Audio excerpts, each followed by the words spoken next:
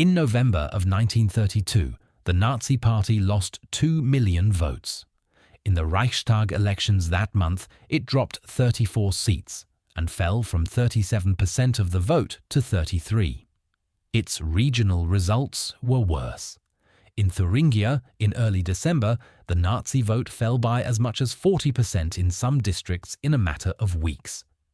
The party was financially insolvent. Its own propaganda chief wrote in his diary that the Berlin organization's finances were hopeless, nothing but debts and obligations. Observers in Germany and abroad reached the same conclusion. The movement had peaked, the danger had passed. The German electorate had looked at the Nazis, taken their measure, and started to turn away. 8 weeks later, Hitler was Chancellor of Germany. This is the story of how a movement that was visibly dying took absolute power in under 2 months, and whether any of it actually had to happen. Subscribe if you want the version of this that takes the hardest form of the question seriously.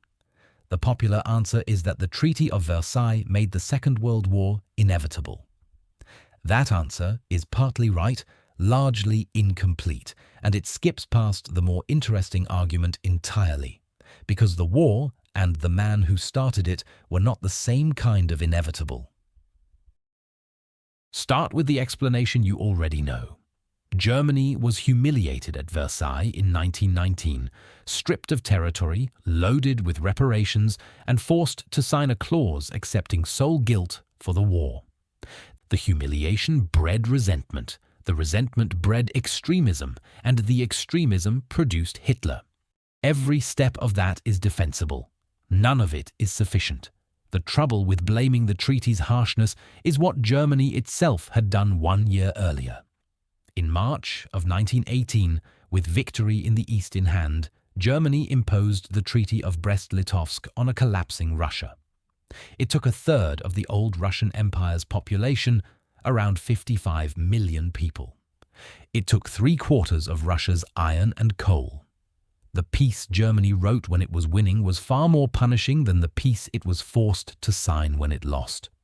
So the idea that Versailles was uniquely cruel runs straight into the treaty Germany had drafted with its own hand. The deeper wound came from the timing, not the terms. When Germany signed the armistice in November of 1918, not one enemy soldier stood on German soil. The fighting was still happening in France and Belgium, on ground the German army held. To the ordinary German, the army had not been beaten in the field. It had been winning right up until politicians in Berlin signed the surrender. That gap between what the public could see and what had actually happened became the most poisonous myth in modern European history. The legend that the army had been stabbed in the back.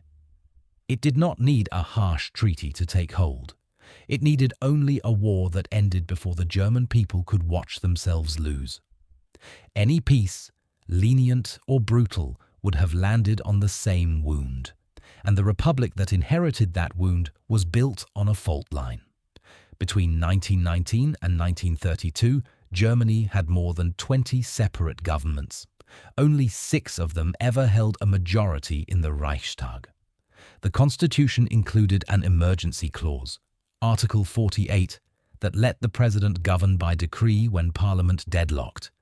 And by the end of 1932, before Hitler held any office at all, the president was issuing 59 emergency decrees a year against 5 actual pieces of legislation.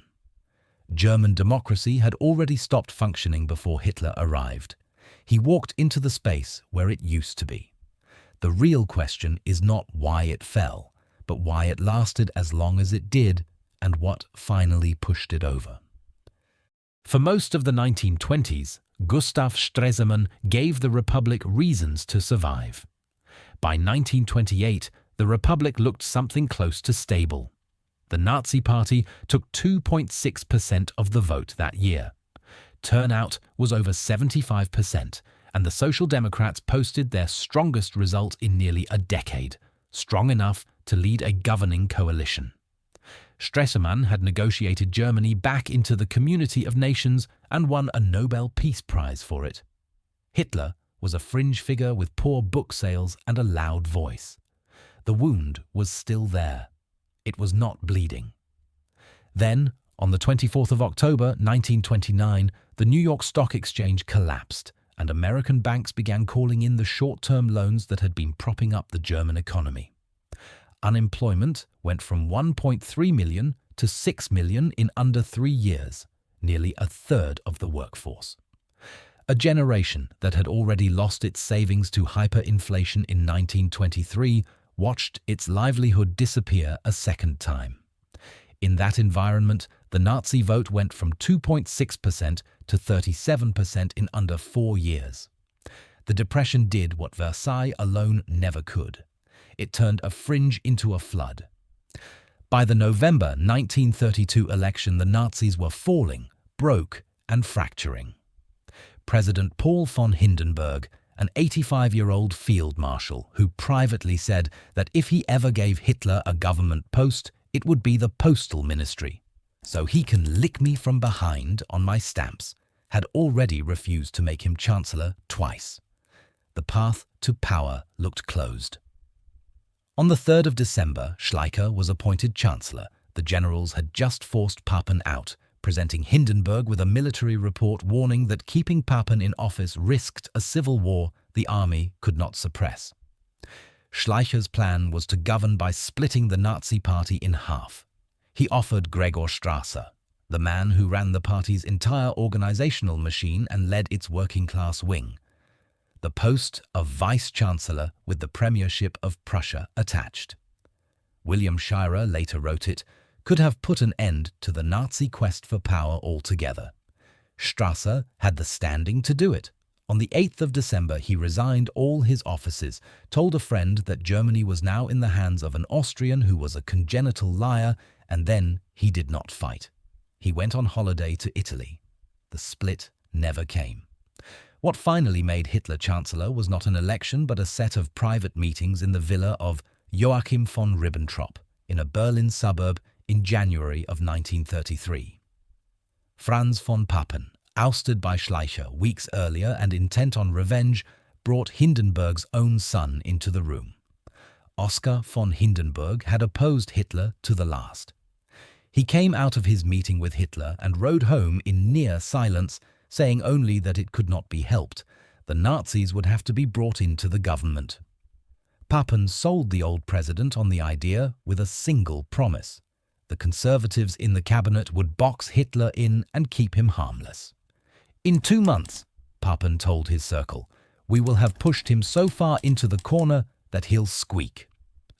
On the 30th of January, 1933, Hitler became chancellor of a coalition his backers were certain they controlled. Even after that, there was one more moment when it could have come apart. On the 7th of March, 1936, Hitler sent German troops into the demilitarized Rhineland in violation of the treaty. It was a bluff, and a shockingly thin one.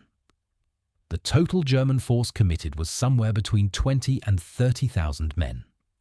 Only 3 battalions, around 3,000 soldiers, actually crossed the Rhine. The army's own generals had drafted withdrawal plans in case France resisted, knowing they lacked the strength to hold the line, and they did not expect the bluff to hold. Neither, in his own words, did Hitler. He said afterward that the 48 hours following the march were the most nerve-wracking of his life, that if the French had moved, Germany would have had to withdraw with its tail between its legs. France did not move. Its military intelligence had assessed the German force at over 250,000 men, roughly 100 times the reality, and the French High Command refused to act without full mobilization and guaranteed British support, which Britain declined to give. Paralyzed by its own politics, a catastrophic intelligence failure, and an ally unwilling to fight over what looked like Germany walking into its own backyard, France stood still. The generals stood down, and Hitler took from those 48 hours the lesson that would carry him to the edge of a world war, that the democracies would always hesitate, always negotiate, always find a reason to wait. Remove Hitler from any of those moments, the Strasse crisis, the Ribbentrop Villa, the Rhineland, and you do not necessarily remove the war. The German military had been planning for the next one since the last one ended. Under General Hans von Ziegt, the army began rebuilding in secret almost the moment the ink dried on Versailles. Through a formal back-channel arrangement with the Soviet Union, German officers trained on tanks and aircraft on Russian soil, at facilities like the Lipetsk Air School and the Kama Tank School, deep inside Russia, using the very weapons the treaty forbade them to have. A shadow army was maintained beyond the treaty's limits. Ziegt's Reichswehr understood its own purpose plainly, to hold the institutional knowledge of war intact until Germany was strong enough to revise the peace by force. That work was 13 years old before Hitler held any power. He inherited a professional military that had been waiting for someone willing to do it. The First War never actually settled the question it was fought over, the question of German power in Europe. Germany was not occupied. It was not invaded. Its industry came through nearly intact. It signed an armistice, not a surrender. The powers that imposed the peace were too exhausted to enforce it, and the one country with the strength to guarantee it, the United States, walked away into isolation. Marshal Ferdinand Foch, who had commanded the Allied armies, looked at the finished treaty and said, "This is not peace. It is an armistice for 20 years. He was off by months.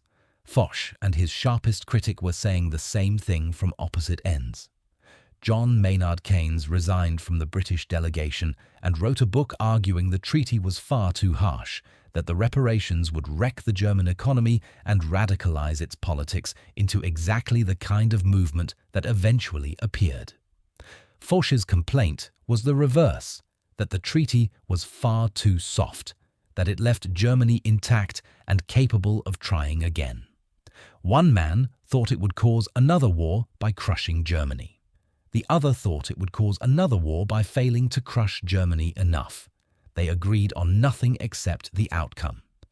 And the men who signed it heard both arguments in advance and signed it anyway. If the war was structural, was Hitler even necessary to it? The historian A.J.P. Taylor argued famously and controversially that he was close to interchangeable, an opportunist pursuing the same revision of Versailles that any German nationalist government would have pursued, stumbling into a wider war through the miscalculations of everyone involved. And the bench of available replacements was real. Erich Ludendorff had run Germany's war effort in its final 2 years, marched beside Hitler in the failed putsch of 1923 and won a seat in the Reichstag on the Nazi ticket. He later broke with Hitler, founding his own radical fringe movement, the Tannenberg-Bund, not because he found the anti-Semitism repellent, but because he decided Hitler was not anti-Semitic enough for his conspiratorial worldview.